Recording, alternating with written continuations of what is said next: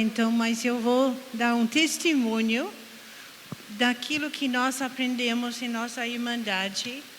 E como estávamos falando com Reinaldo, Deus tem nos dado a Irmandade, uma herança muito poderosa.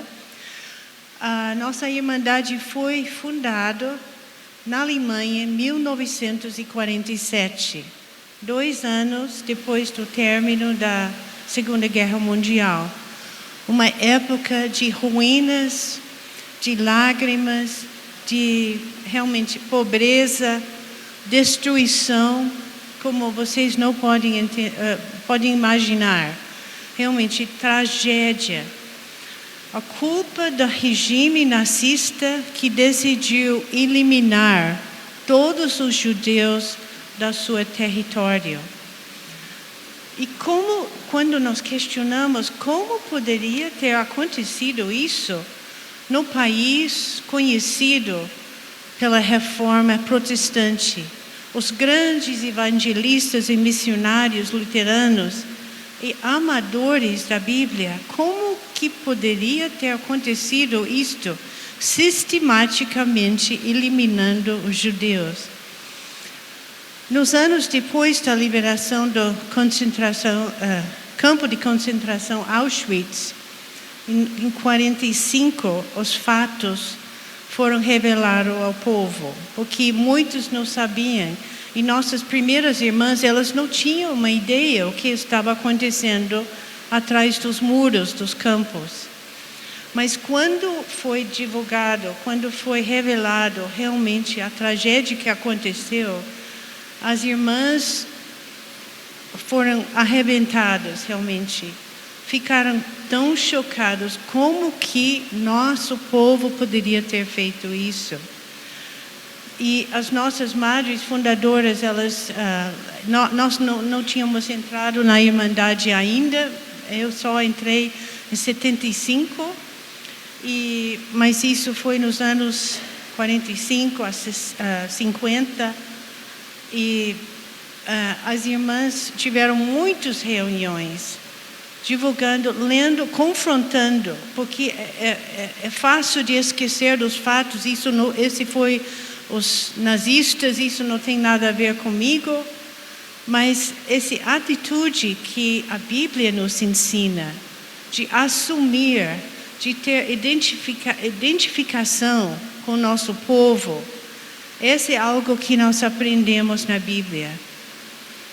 E nós somos, irmã Nihama e eu, nós somos testemunhos do quebrantamento das nossas irmãs. Eu nunca vi pessoas tão quebrantadas. Inocente talvez de atos, mas só sabendo isso e assumindo essa identidade alemã. E é o tipo de arrependimento que não para só com palavras ou não só com choro. Nós aqui no Brasil nós somos um povo sentimental, vamos dizer. Nós facilmente chora, muito mais do que o europeu, eu creio. Mas não para por aí. Não é só um sentimento. Arrependimento é muito mais profundo. Muda o nosso ser, nossa maneira de pensar. E também a Bíblia nos ensina de trazer frutos de arrependimento. Então, desses tempos de arrependimento, Madre Basileia escreveu esse livro, Israel, o meu povo escolhido. Uma confissão alemã.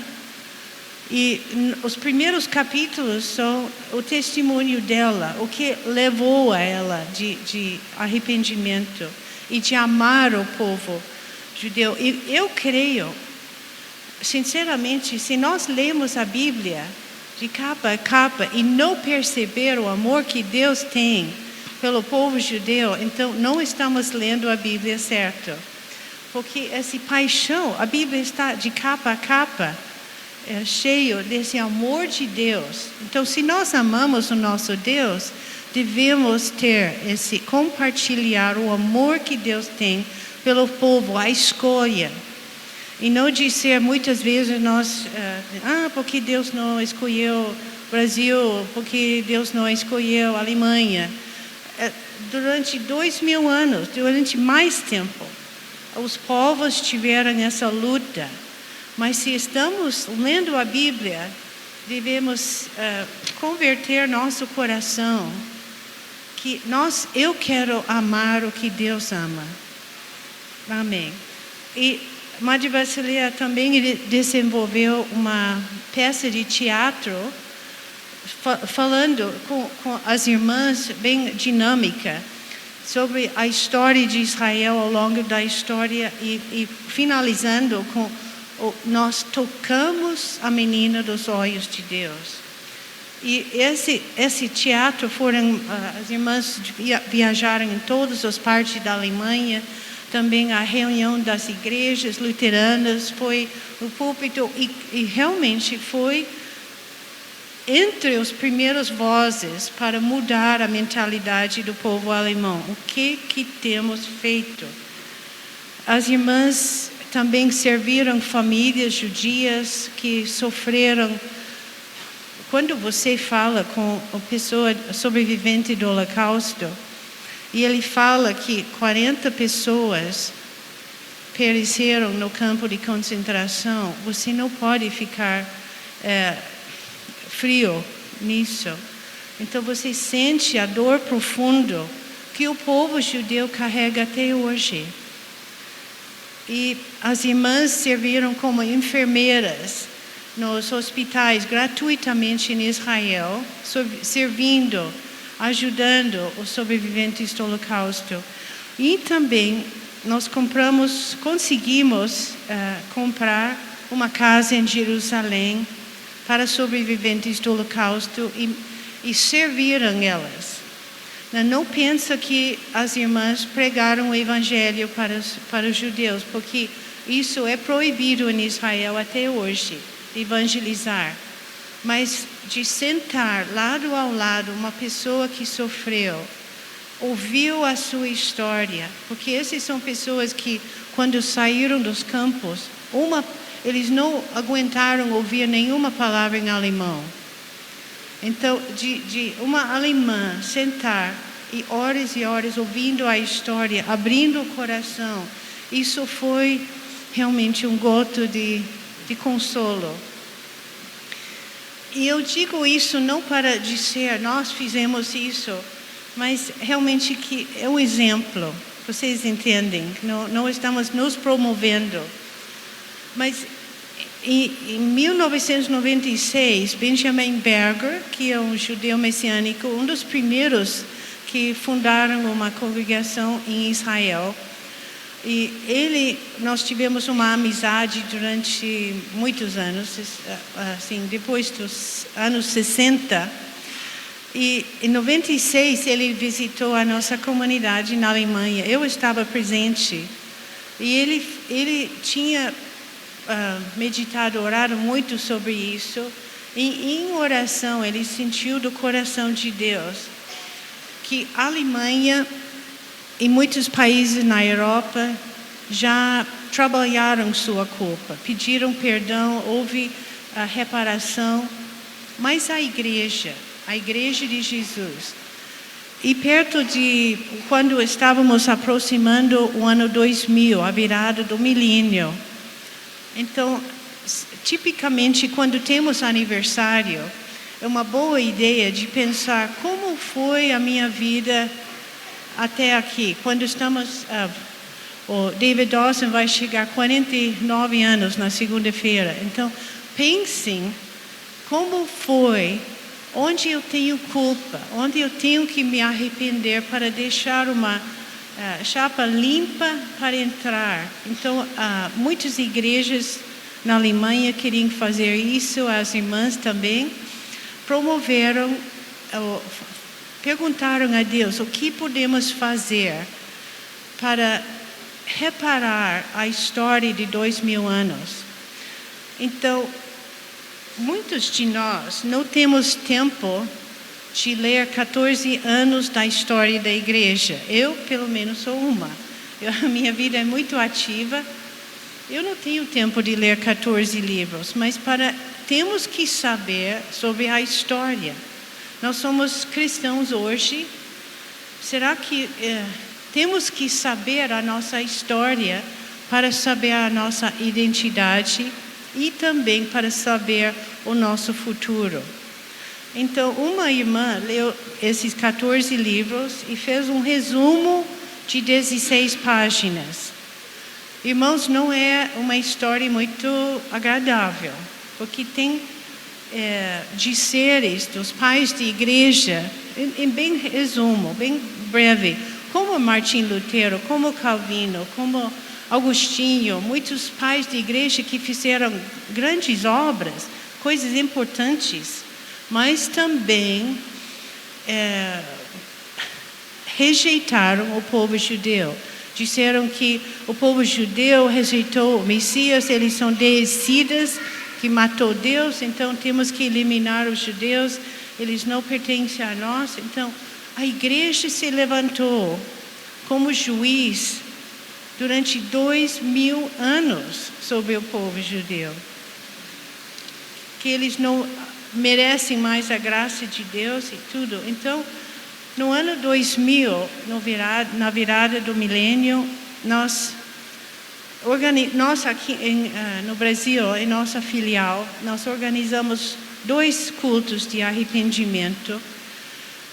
E eu só posso dizer que Deus fez, abriu as portas, tivemos contato em Curitiba no dia 2 de agosto, com o arcebispo de Curitiba, o líder da Renovação Carismática Católica, pastores de várias denominações evangélicas, líderes da cidade, o Rabino Moore, Henri Sobel, aqui de São Paulo.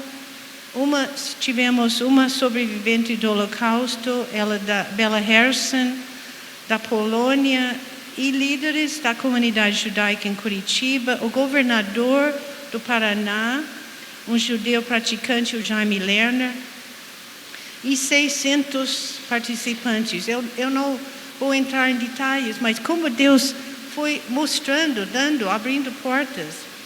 E também no ano 2000, nós tivemos um culto de arrependimento, em 15 de novembro, o aniversário do Brasil, uma data importante, com 200 líderes evangélicos, católicos e comunidade judaica, em Recife, no lugar onde, em frente da primeira sinagoga das Américas.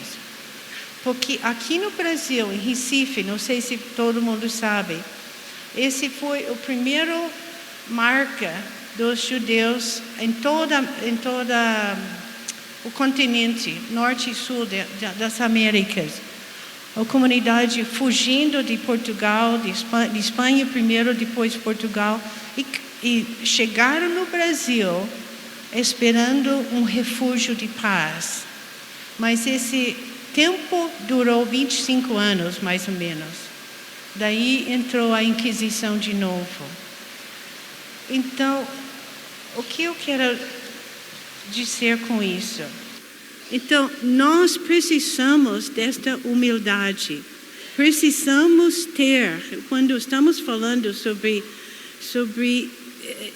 esse tema todo, temos que ter uma sensibilidade para o sofrimento de 2000 anos.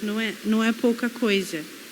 Em segundo lugar, os judeus precisam ouvir isso.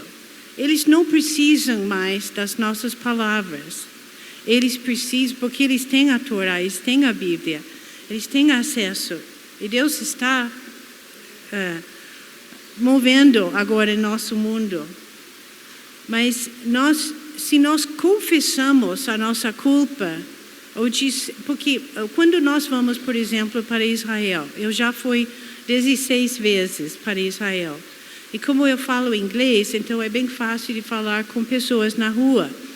E quando a pessoa me vê, às vezes eu uso esse broche assim com a bandeira de Israel, a bandeira do Brasil. E eles perguntam, por que vocês estão aqui? Eu falo sempre, eu quero ser amigo aos judeus que os cristãos não foram durante 2000 anos. E de vez em quando nós vamos na sinagoga em Curitiba, sim, para trazer Yeshua, Jesus, de volta no meu coração, sem palavras, mas levando no tabernáculo no coração, levar de volta para o seu povo, para o povo de Deus. Mas eles precisam de amigos. Eles precisam de nós. Então, porque os judeus precisam ouvir isso? E claro, não pode organizar cultos de arrependimento à toa, ou pensar que todo ano tem que ter uma. Isso não. Nunca deve ser automático e tem que ser guiado pelo Espírito Santo. E outra razão é uma coisa, espero que eu possa pronunciar certo, uma longa palavra, 2 palavras, arrependimento identificacional. Identificacional. E outro dia, eu estava preparando para este tema, foi no Google, Dr. Google, e eu perguntei o que é arrependimento identificacional. Surgiu esta, eu vou ler. É uma forma de oração e arrependimento em que um indivíduo ou grupo confessa os pecados coletivos da sua nação, família ou igreja diante de Deus, assumindo a responsabilidade por esses erros passados para promover a cura e a reconciliação entre os grupos afetados. Acho que vale a pena nós escrevermos e projetar isso.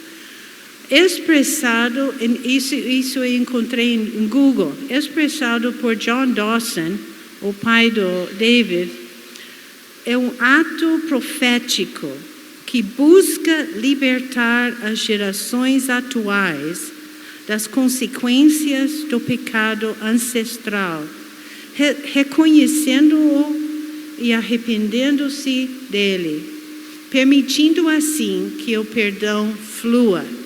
Então, é o canal que libera a bênção que Deus tem. E que os judeus possam entrar no seu chamado de ser luz para as nações. E nós também, como apoiadores, nós somos facilitadores e nós seremos abençoados também. Então, é um processo, mas não podemos ficar indiferente. O pastor Rui falou muito bem hoje de manhã sobre o pecado de indiferença. E a última razão por que nós temos que sempre confessar a culpa da igreja. Porque tem muitos versículos bíblicos que falam sobre isso, que Deus está pedindo isso. Anote Isaías 40, versículo 1. Consolai, consolai o meu povo, diz o Senhor. E este não é para gentios, este não é para judeus, é para nós, para a igreja, para gentios. Consolai, consolai o meu povo, diz o Senhor. E Isaías 57, 14 a 17, aplanai, preparai o caminho, tirai os tropeços do caminho do meu povo. Nós, a igreja, tem colocado pedras no caminho do povo que eles não possam enxergar ainda a face de Jesus por causa do nosso pecado. Então, eu digo que nós temos dado à Irmandade o ministério de reconciliação, em maneira especial, arrependimento, porque faz parte do nosso chamado. Mas também para vocês, para todos, porque diz em 2 Coríntios 5, 18, Deus nos reconciliou consigo mesmo por meio de Cristo e nos deu, cada uma de nós, o Ministério de Reconciliação. Mas agora eu estou chegando no cerne da coisa. Estou terminando. Mas antes de exercer isso, o Ministério de Reconciliação, temos que viver reconciliados no dia a dia. Daí, essa cai no colo de todos nós. Estou reconciliado com a minha família, estou reconciliado com os meus amigos, estou reconciliado com os vizinhos. E esse versículo que creio todos conhecem, Mateus 5, 23. Porque sim, nós temos que perdoar, mas temos que também pedir perdão. E eu creio que, eu não sei, pelo menos se vocês acham que duas americanas pensem igual, não é verdade. Nós somos muito diferentes. E eu vou dizer uma coisa, vou ser bem honesto. Durante anos, nós estamos, quantos anos juntos? Talvez 38 anos. Os primeiros 10, pelo menos, só ficamos, somos muito diferentes. Somos muito diferentes. Ela gosta de azul, eu gosto de vermelho, sabe? E assim. Eu acho que vocês podem identificar com isso. E nós nunca vemos o que Deus colocou com a nossa parceria. Ela é motor, às vezes eu sou freio, e em outras coisas eu sou motor e ela é freio. E temos que ouvir um ao outro. Então, temos que viver reconciliado. Daí, para exercer qualquer ministério de reconciliação, não pode estar brigando em casa. E especialmente, por favor, vocês pais, não briga em frente dos seus filhos. Está destruindo-os.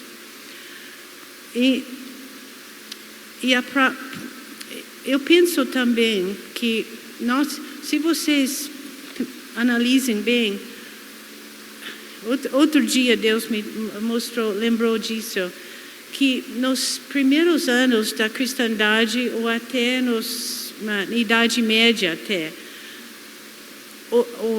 a função de um cristão era de construir igrejas, exaltar Deus, e todo mundo trabalhava para fazer a igreja coisa mais bonita, trabalhava para glorificar a Deus. Hoje em dia, eu creio que todo mundo gira só em torno de si. Nós somos muito egoístas mesmo. Por isso, então, se ficamos nessa indiferença, o sofrimento do meu vizinho, do povo judeu, a frieza, essa indiferença é que mata nossa unidade, não é? Então, nossa vida como parceria em Curitiba, com filial, quando eu comecei a apreciar o dom que Deus deu para a irmã Nehama, que ela é muito especial e ela pode fazer muitas coisas que eu não sei fazer, eu não consigo, e eu posso fazer algumas coisas que ela pode fazer. Ela é uma bênção, então juntos podemos cumprir. Então assim eu vejo com judeus e gentios unidos no Messias. Precisamos do povo judeu, precisamos tirar os tropeços do caminho do povo judeu. Precisamos ser amigos do povo judeu, que durante 2000 anos a nossa omissão causou. E nós ferimos o coração de Deus com isso.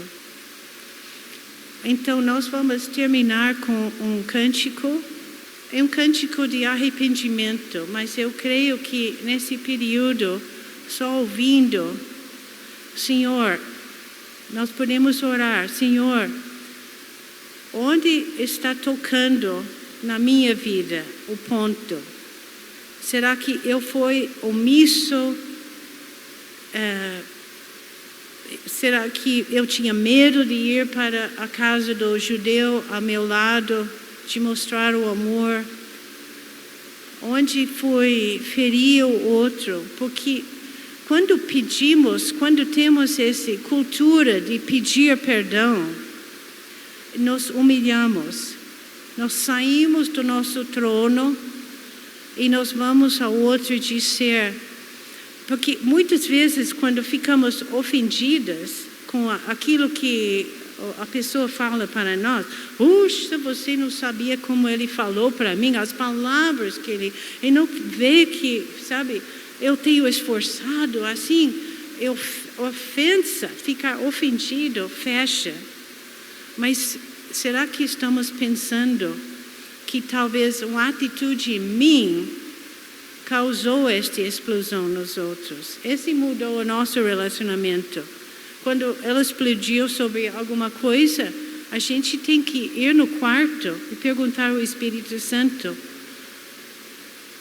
o que eu fiz, atitude, omissão, ou coisa que eu fiz que ofendeu ela? Então, e essa é a chave que precisamos sempre ouvir de novo. E nos dá arrependimento.